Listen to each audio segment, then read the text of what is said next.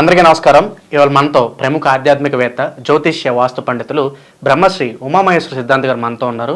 కొన్ని సందేహాలని వారి మాటలోనే అడిగి తెలుసుకుందాం. గురుగారు నమస్కారం. ఆయుష్మాన్ భవ. గురుగారు, జాతకాలు డేట్ ఆఫ్ బర్త్ని బట్టి, అలాగే హస్తరేఖలు బట్టి, ముఖ కవలికలు బట్టి చెప్తూ ఉంటారు. దేని ఆధారంగా చెప్పే జాతకం అనేది అసలైనది కాస్త వివరించండి. కుండలి బట్టి చూసేది ఉంటుంది. Date of birth, time of birth, place of birth, దీన్ని తీసుకునే ఆధారంగా ఒక కుండలిని తయారు చేస్తాం. జన్మ కుండలి, నవాంశ కుండలి, అలాగే 18 రకాల కుండలు ఉంటాయి. ఆ 18 రకాలని కూడా చూసి చెప్తారు. కానీ కుండలిని చూసి జాతకం చెప్పేది కరెక్టా అంటే కరెక్ట్ కాదు. పంచాంగం, మనం గంటల పంచాంగాన్ని తీసుకుంటాం. పంచాంగం అంటే అర్థం ఏంటి? తిథి వార నక్షత్ర యోగ కరణాలను తెలియపరిచేది పంచాంగం. పూర్వకాలంలో పంచాంగంలో తిథి వార నక్షత్ర యోగ కరణాలు నికృష్టంగా నుంచి చక్కగా నిర్దిష్టంగా రాసించేవారు. ఇప్పుడు వచ్చిన పంచాంగంలోని తిథి వారము నక్షత్రమే ఉంటుంది, యోగము కరణము లేదు. తిథి వార నక్షత్ర యోగ కరణాలను అనుసరించగలిగితేనే జ్యోతిష్యాన్ని మనం చెప్పగలుగుతాం. ఫర్ ఎగ్జాంపుల్, ఎవరిదో జాతకం ఉంది, ఇలాగ కుండలను తయారు చేసుకుంటాం. డేట్ ఆఫ్ బర్త్ బట్టి కుండలను తయారు చేసుకున్నాం. ఈ కుండలతో పాటు దీంట్లో ఏమొచ్చింది? తిథి అనగానే శుద్ధ తదియ, అలాగే బుధవారం వచ్చింది, తిథి వార. నక్షత్రం వచ్చేసరికి పూర్వాషాఢ నక్షత్రం 3వ పాదం వచ్చింది. గండయోగం, గరజీకరణం. తిథి వార నక్షత్ర యోగ కరణాలని అనుసరించి లగ్నాన్ని బట్టి, లగ్నాన్ని అనుసరించాలి, లగ్నాన్ని బట్టి తీసుకుని అప్పుడు రాశి విధానాన్ని మనం దృష్టిలో తీసుకుని అప్పుడు ఏ దశ జరుగుతుంది. ఇప్పుడు మనం తీసుకున్న ఈ యొక్క దశ తీసుకున్నాం, ఈ యొక్క జాతకుడు దశ తీసుకుంటాం. కుజ మహర్దశాకాల్లో శని భుక్తి నడుస్తుంది. కుజుడికి శనికి పడదు కదా, కొంచెం ఇబ్బందికరమైన స్థితి నడుస్తుంది అని చెప్పగలుగుతున్నాం. అయితే ఈ యొక్క దీనితోటే పాటు చేతి రేఖలను తీసుకుంటాం. చేతి రేఖల యొక్క విధానాల్లో ఇది మా స్పష్టంగా చెప్పుకోవచ్చు. ఈ యొక్క స్థానం అంతా గురుస్థానం అంటారు, ఇది శని స్థానము, ఇది యొక్క రవి స్థానము, ఇది బుధ స్థానం, ఇది శుక్రస్థానం. మరి 5 స్థానాలు చెప్పాం, ఇంకో 4 స్థానాలు ఉన్నాయి. కుజ ప్రథమ స్థానము, ద్వితీయ స్థానం, అలాగే చంద్రస్థానం, ఇది చంద్రస్థానం, ఇది మధ్యలో ఉన్నది రాహుస్థానం. ఇక్కడ ఈ పక్కన చూపుటి వేలికి క్రింద భాగంలోకి కుజస్థానం పై భాగంలో నుంచి ఉన్నదే కేతుస్థానం. ఈ యొక్క స్థానాన్ని బట్టి తీసుకుంటాం. ఇలా వీటితో పాటు టంబ వేలి ముద్ర తీసుకుంటాం. ఆడవారికి అయితే ఎడమ చేతి వేలి ముద్ర, ఎడమ చేతి రేఖలు చూసుకుంటాం. మగవారికి అయితే కుడి చేతి వేలి ముద్ర. ఈ యొక్క కుడి చేతి వేలి ముద్రలో నవగ్రహములు అన్నీ ఒక చోట ఉంటాయి, ఒక చోట సంచారం అనేది జరుగుతుంది. దీని ద్వారా జాతకాన్ని చెప్పచ్చు. అలాగే జ్యోతిష శాస్త్రంలో ముఖ కవలికలను బట్టి, ఫేస్ రీడింగ్ అంటారు, ముఖ కవలికలను బట్టి ఇంచుమించు 50% చెప్పచ్చు. 50% నీ జాతకం ఏంటన్నది 50% తెలిసిపోతుంది. అది విద్యను అభ్యసించి నేర్చిన గురుతత్వం దగ్గరే ఉంటుంది.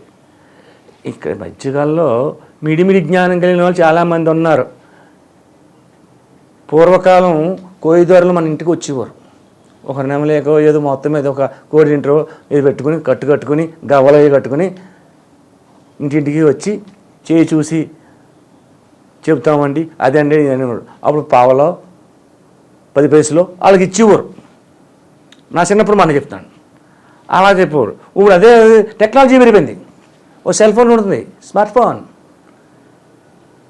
ఒక ఫోన్ నెంబర్ తీసుకోవడం, ఫోన్ కొనేయడం, ఒక చోట ఒక రూమ్ అది తీసుకోవడం, అక్కడ ఒక జ్యోతిష్యాలయం అని బోర్డు పెట్టడం, టీవీలో యాడ్ ఇచ్చాడు.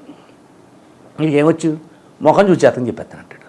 ముఖం చూసి జాతకం ఏం చెప్పేస్తాడు? నా పెండాకుడు అంటే ఎంతవరకు చెప్తాడు? ఈడి డబ్బులు లాక్కోవడం గురించి చెప్తాడు. నువ్వు పలానా యంత్రం పెట్టుకోవాలి, పలానా మంత్రం చేసుకోవాలి, నీకు పూజ చేయాలి, ఇలాంటి మాటలు చెప్తారు. ఇటువంటివన్నీ బోగస్ కబుర్లు. తిథి వార నక్షత్ర యోగ కరణాలను అనుసరించి చేతి రేఖల విధానాల్ని, ఆ యొక్క స్థానాలను తెలుసుకుని ఈ చేతి రేఖలు ఏళ్ళు వచ్చే విధానాన్ని కూడా ఒక్కొక్క విధానం వస్తుంది. ఈ మధ్యలో ఉండే కణుపులు ఉంటాయి.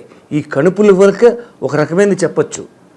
అలాగే ముఖ కవళికలో ఈ యొక్క దుదుట మీద ఉన్న విధానాన్ని చూసి చెప్తారు, చెవులు ఉన్న విధానాన్ని చూసి చెప్తాం, కంఠం మీద ఉన్న రేఖలను చూసి చెప్తాం, కళ్ళు యొక్క విధానం లోపలికి వెళ్ళిపోయినాయి, గుంటకళ్ళు ఉన్నాయి, ఈ రకంగా ఉంటుంది. అలాగే ఫేస్ రీడింగ్ తీసుకుంటాం. ఫేస్ రీడింగ్ తీసుకుంటే నీ యొక్క ఫేస్లో నాకు కనిపించేదేంటి, బుధతత్వం శుక్రతత్వం కనపడుతుంది. నీ ఫేసు బుధుడు ప్లస్ శుక్రుడు ఈ రెండు ఉంటాయి.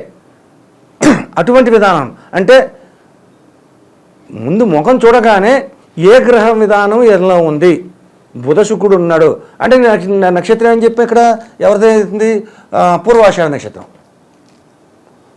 పూర్వాషాఢ నక్షత్రం అధిపతి ఎవరు, శుక్రుడు. పూర్వాషాఢ నక్షత్రం శుక్రుడు, శుక్రుడికి మిత్రుడు ఎవరు, బుధుడు. కాబట్టి ఇలాగనమాట మనిషిని చూడగానే సగం అవగాహన అయిపోవాలి. సగం అవగాహన అయిపోయిన తర్వాత కుండల్ని బట్టి లగ్నాన్ని బట్టి లగ్న విధానంలో ఈ లగ్నానికి శత్రుగ్రహం పీడనం ఉందా లేదా అనే యోచన చేయగలగాలి. అంతేగాని నేనేదో ఆడేదో అడిగేసాడు, నేనేదో చెప్పేసాను, నన్ను అడుగుచని చెప్పాను, ఏం చెప్పినా జ్ఞాపకం లేదు, మళ్ళీ చెప్పు, అది జాతకం కాదు, అది జాతకం కాదు, ఇదంతా కరెక్ట్ కాదు. కాబట్టి నువ్వు అడిగిన ప్రశ్నకి తిథి వార నక్షత్ర యోగ కరణాల ముందు చెప్పాలి. ఈ జాతకం చెప్పేవాళ్ళకి ముందుగా ప్రతి వాళ్ళు చెప్పేది ఏంటంటే, నీకు కాలసర్పదోషం ఉంది, రాహుకేతువుల మధ్య ఇరుక్కుపోయి ఉన్నావు, కాబట్టి నువ్వు ఈ రకంగా చేసుకోవాలి, రకరకాలుగా ఏదో చెప్పి చేస్తారు. అసలు కాలసర్పదోషాలు ఎన్ని ఉన్నాయో నీకు తెలుసా? 228 రకాల కాలసర్పదోషాలు ఉన్నాయి. ప్రతిదానికి ఒక పేరు ఉంది, ఆ పేర్లు చెప్పాలి. కాలసర్పదోషం ఉన్నట్టు తెలిసిపోదు, ఆ పేరు చెప్పాలి. ప్రతిదానికి విధానంలో ఉన్నాయి. అపసవ్య కాల సర్పదోషాలు ఉంటాయి, సవ్యత సర్పదోషాలు ఉంటాయి, ఎందువల్ల వచ్చిందో చెప్పాలి. అన్నీ చెప్పుకుంటే వచ్చింది జాతకం అనేది నమ్మకమే కాదు.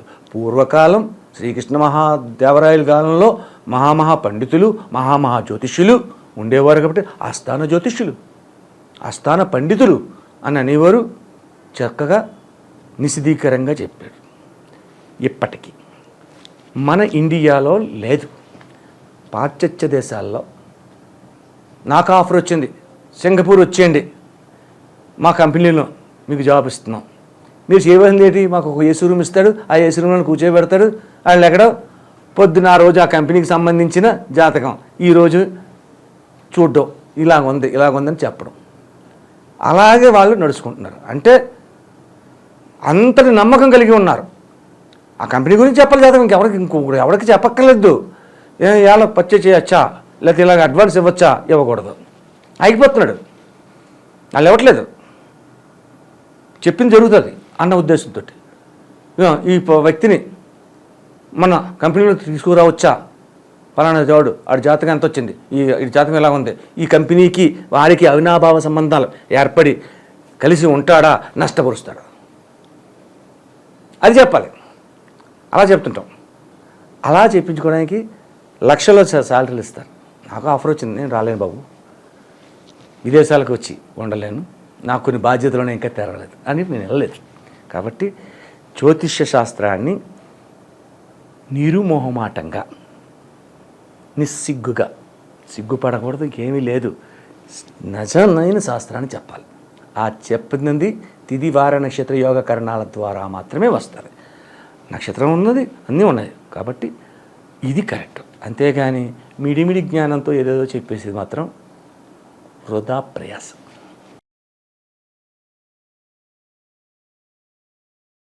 ఆయుష్మాన్ భవ.